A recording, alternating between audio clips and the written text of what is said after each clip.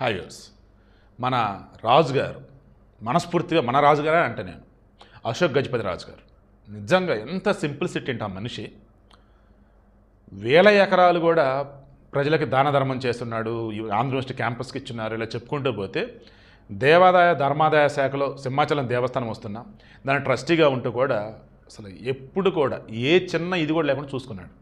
But Jaganmohan Reddy హయాంలో ఈయన మీద బురద జల్లుతూ ఈయన అన్న కూతురు ఎవరు సంచేత గజపతి రాజు ఆమెను పట్టుకొచ్చి నానా కంపు చేసాడు, ఏదో చేసాడు. ఇప్పుడు అసలు ఆమె ఎక్కడ ఉందంటే కూడా ఏదీ లేదు. సో విషయం ఏంటి, ఇప్పుడు రాజుగారు రాజభవనం నుంచి రాజ్భవన్లోకి అడుగు పెడుతున్నారు. ఉదయం 11 గంటలకి గోవాలో ఆయన ప్రమాణ స్వీకారం గవర్నర్గా. కేంద్ర మంత్రి రామ్మోహన్ నాయుడు మరి కొంతమంది టీడీపీ ఎంపీలు వెళ్ళబోతున్నారు. చాలా సంతోషంగా ఇవిడేస్తున్నాం. చాలామంది గజపతి రాజు గారికి ఈయనకి అశోక్ గజపతి రాజు గారికి మన గోవా గవర్నర్ అనగానే ఈ వైసీపీ పేటీఎం బ్యాచ్ విషం జిమ్మేటట్టు హడావుడి చేసి పోస్టులు పెట్టారు. కంపరం ముట్టింది నాకు. వదిలేని వదిలేశాను. ఎప్పుడు ప్రమాణ స్వీకారం చేస్తారో తెలిసాక వీడొద్దని చెప్పి సాగాను. చాలా సంతోషంగా ఉంది.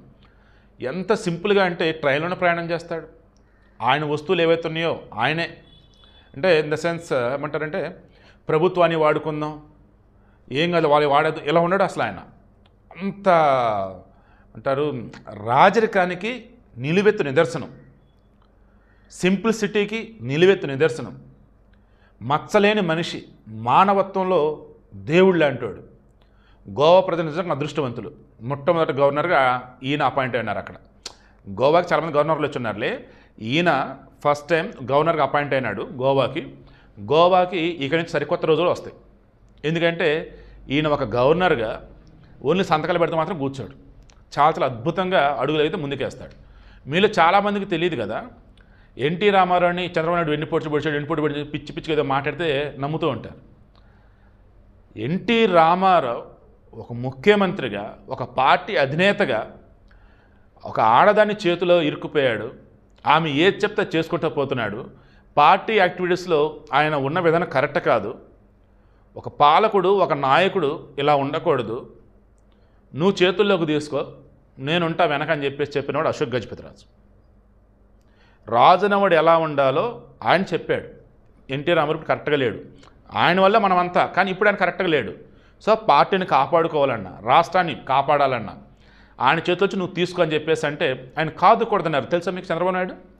బట్ అశోక్ గజపతి రాజు నువ్వు తీసుకోకపోతే నేను తీసుకుంటా, ఏంటి మరి నా వెనక ఎంతమంది ఎమ్మెల్యేలు ఉన్నారు చూడంటే అప్పుడు ఈయన తీసుకున్నాడు. అది కూడా బాలకృష్ణ, హరికృష్ణ, పురంధేశ్వరు వీళ్ళందరితో మాట్లాడాలి, ఫ్యామిలీ మెంబర్స్తో మాట్లాడు. ఈ నిబ్బాగాలికి నిబ్బీగాలికి తెలియదు. ఈ వైసీపీ పేటీఎం బ్యాచా వాళ్ళు అదే పదే ప్రచారం చేస్తారు. సో ఫ్లోలో కనీసం ఇప్పుడు నేను నిజం చెబుదామని చెప్పాను. ఒకనొక సందర్భంలో మన ఎలక్షన్స్ అప్పుడు ఆ ముందు వీడియో నాకు దొరికింది, మొబైల్ ఫార్మాట్ అయినప్పుడు పోయినట్టు. జూనియర్ అంటే చాలా చక్కగా చెప్పాడు. ఏంటయ్యా వెన్నుపోటు పొడిచారు అంటారేంటి?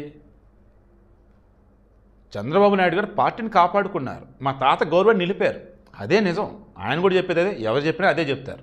బట్ చెప్పాను కదా, పాండవులు మంచోళ్ళని తెలిసిన కౌరవుల పక్షం ఉండే బ్యాచ్ ఉంటారు కదా, అలా యాంటీ టీడీపీ, యాంటీ చంద్రబాబు అన్న వాళ్ళు ఎప్పుడు కూడా ఇదే ప్రచారం, వెన్నుపోటు పొడిచాడు అదే నమ్ముతారు, అదే ప్రచారం చేస్తారు.